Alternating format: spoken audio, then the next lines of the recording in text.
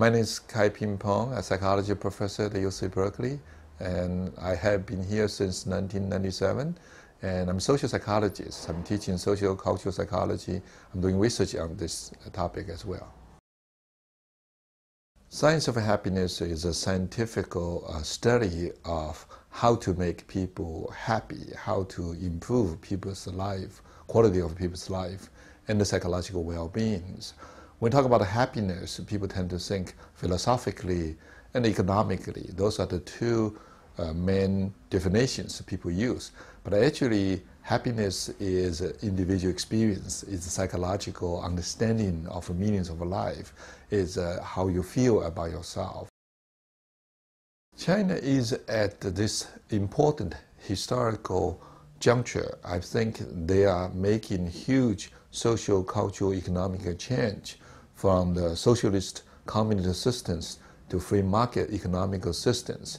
People are making big adjustments in their life. You have to fight for yourself. You have to compete with other people. It's a jungle out there, and you have to survive by fitness.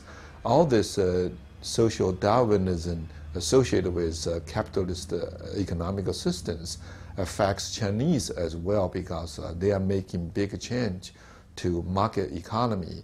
I think people just not get used to this new social systems.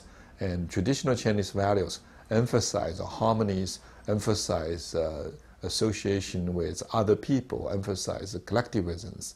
And this new economic systems made people struggle to find new values.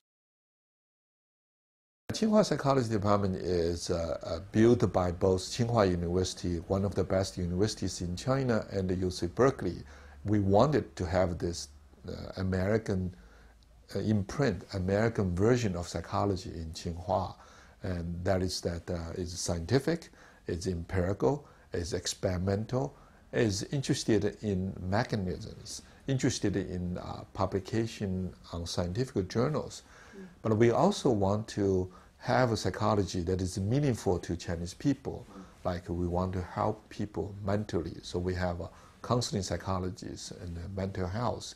And we also want to make sure that the Tsinghua psychology could have its voice in the international stage.